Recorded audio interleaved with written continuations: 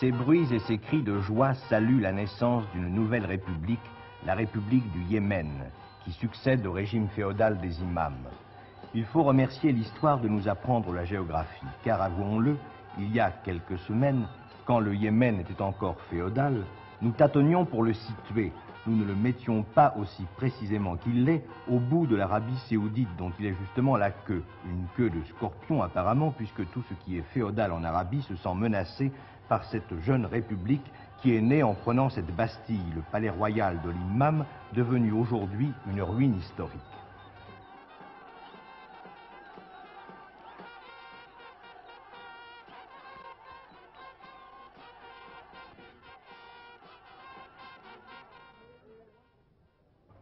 L'imam Badr s'est enfui de ce palais sans prendre le temps de brûler ni ses papiers ni ses photos. Photos qui, pour un Yéménite récemment libéré, fleurent la noce et le scandale.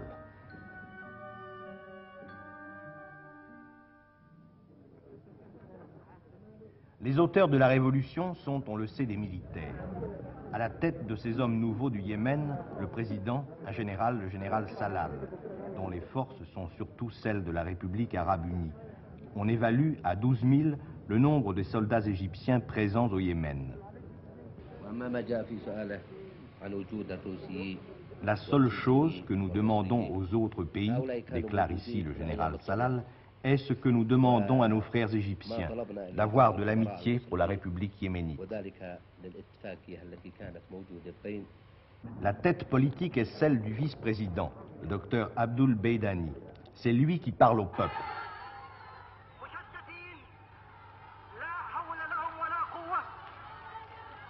C'est lui qui dit qu'il faut bouter l'anglais hors de l'Arabie.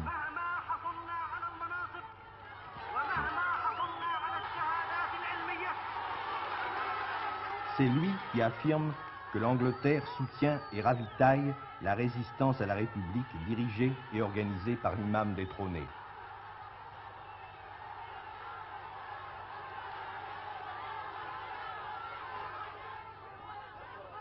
Selon le docteur Beidani, les Égyptiens ne sont venus au Yémen que pour former et entraîner l'armée yéménite, ce qu'ils font ainsi.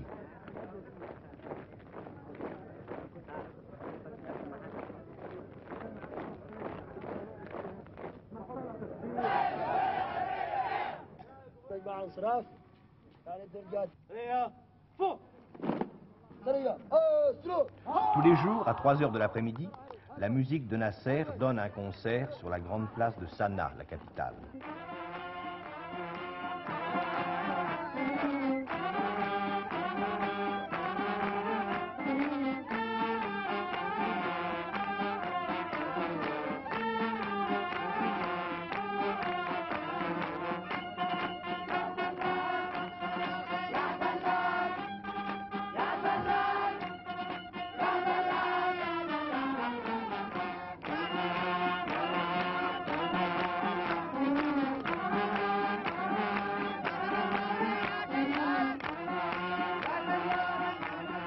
Toujours prêts également à se faire entendre, les chasseurs de l'armée égyptienne, les yaks soviétiques.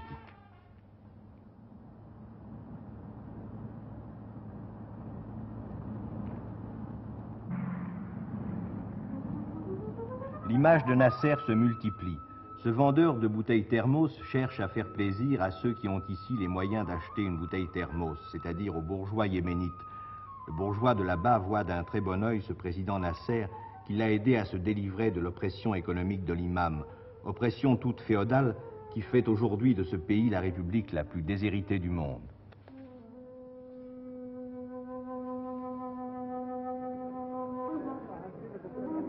Sanaa, la capitale, vit hors du temps depuis toujours. Hors du temps, la misère se conserve bien.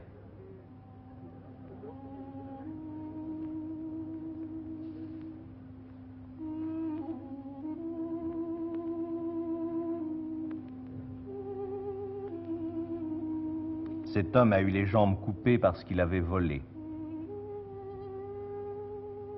Ces femmes se croient encore voilées à jamais.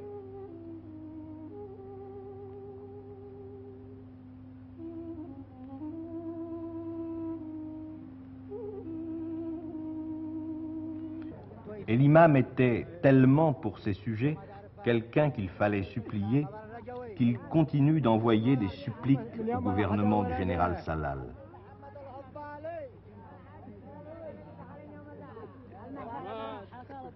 Les officiers républicains essaient de faire comprendre au peuple que le temps des faveurs est passé et qu'il faut cracher dessus. Mais rien ne dit aussi clairement ce qu'il y avait de féodal dans ce régime que cette forteresse qui était le château fort d'été de l'imam.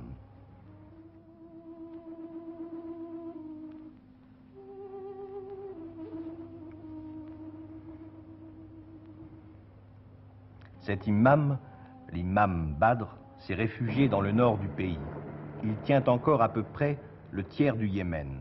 Les campagnes, c'est-à-dire le Bled et le Djebel, à 100 km au nord de la capitale, sont pour lui. Le voici chez ses partisans, dans les maquis royalistes.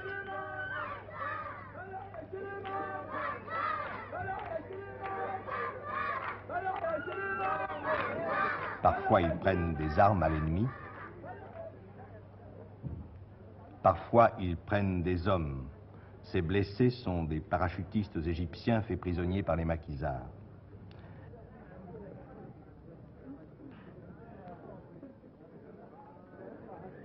Car il s'agit vraiment d'un maquis royaliste, puisque la nouvelle République du Yémen a été reconnue il y a une douzaine de jours par les États-Unis, puis le lendemain même par l'ONU, ce qui rend inconfortable la situation de l'Angleterre qui voudrait obtenir du nouveau Yémen, avant de le reconnaître, qu'il respecte les Émirats, c'est-à-dire les principautés féodales, groupées autour d'Aden où flotte encore très haut le pavillon britannique. On voit que l'enjeu du conflit est de taille.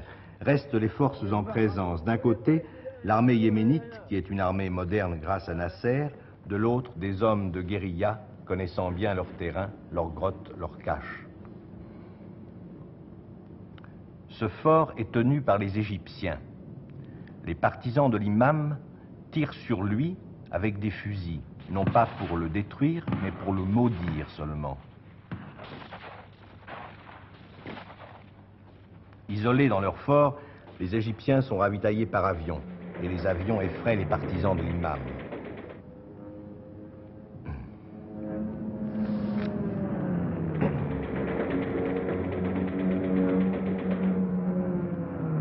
Quelquefois, à force de maudire une automitrailleuse, on la détruit.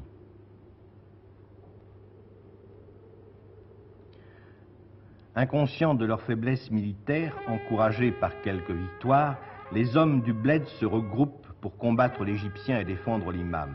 Ici, à Harib, capitale de la résistance royaliste, 700 hommes se sont rassemblés.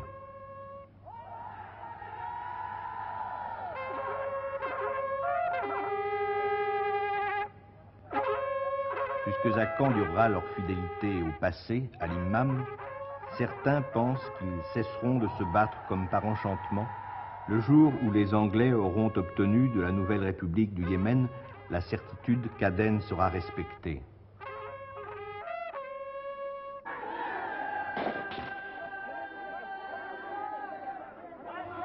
Restera toujours le fanatisme, à moins que ces hommes ne deviennent fanatiques de l'avenir.